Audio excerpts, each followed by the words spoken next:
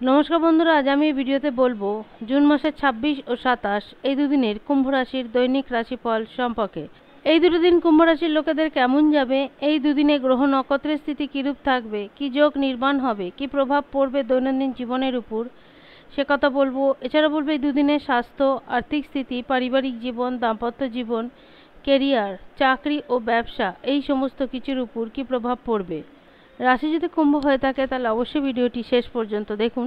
প্রথমে বলবো এই দুদিনে গ্রহ ও নক্ষত্রের স্থিতির কথা। 26শে জুন বুধবার কৃষ্ণপক্ষের পঞ্চমী তিথি, দুপুর 2টা পর্যন্ত থাকবে ধনিষ্ঠা নক্ষত্র, তারপর শতভিষা নক্ষত্র লাগবে, বিষকুম্ভ নামক যোগ থাকবে। চন্দ্রমা আপনাদের লগ্নভাবেই থাকবে এবং শনিদেবের সঙ্গে তার দ্যুতি থাকবে। সূর্য মিথুন রাশি আদ্রা নক্ষত্রে থাকবে। দুপুর 12:24 থেকে 2:09 পর্যন্ত থাকবে রাহুকাল। 27শে জুন বৃহস্পতিবার কৃষ্ণপক্ষের ষষ্ঠী তিথি, পূর্ব ভাদ্রপদ নক্ষত্র থাকবে। চন্দ্রমা সকাল পর্যন্ত কুম্ভ রাশিতেই থাকবে, তারপর রাশি পরিবর্তন করে মীন রাশিতে, সূর্য মিথুন রাশি আদ্রা নক্ষত্রেই থাকবে। এছাড়া এই দিন রবি যোগও থাকবে। দুপুর 2:09 থেকে 3:54 পর্যন্ত থাকবে রাহুকাল। এইরূপ থাকবে এই দুদিনের গ্রহ নক্ষত্রের স্থিতি। এবার বলবো বিস্তারিত রাশিফল। প্রথমে বলবো 26শে জুন বুধবার দিনের কথা। স্বাস্থ্যের কথা যদি বলি, স্বাস্থ্য ঠিকঠাকই থাকবে। চন্দ্রমা দুদিনই লগ্নভাবে থাকবে, যার জন্য এই দুদিনই যা কিছু রেজাল্ট হবে সেটা যথেষ্টই পজিটিভ থাকবে।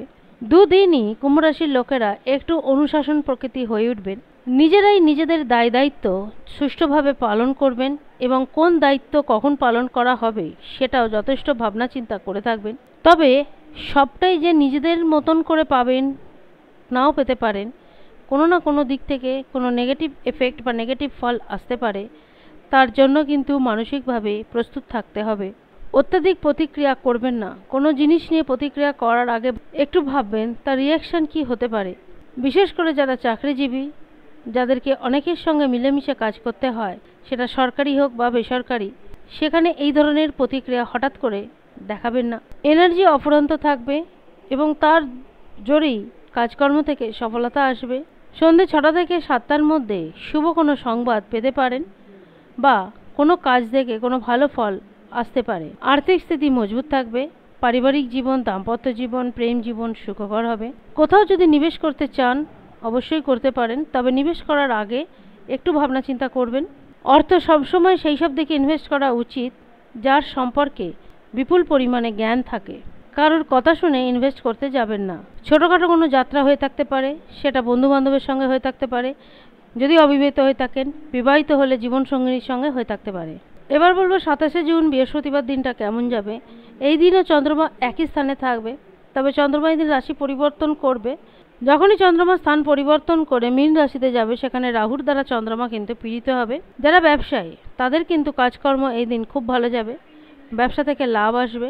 ব্যবসার উন্নতির জন্য যদি নতুন কোনো প্রযুক্তি প্রয়োগ করতে চান সেও করতে পারেন। নিজেদের জীবনের উন্নতির জন্য নতুন ধরনের চিন্তাভাবনা করতে পারেন। ক্যারিয়ারের উন্নতি হবে। বিদ্যার্থীদের কাছে দুটো দিনই ভালো যাবে। বিদ্যাক্ষেত্র থেকে বিদ্যার্থীরা ভালো ফল পেয়ে থাকবে। এই দিন গুরুত্বপূর্ণ কোনো ব্যাপারে সিদ্ধান্ত নিতে পারেন।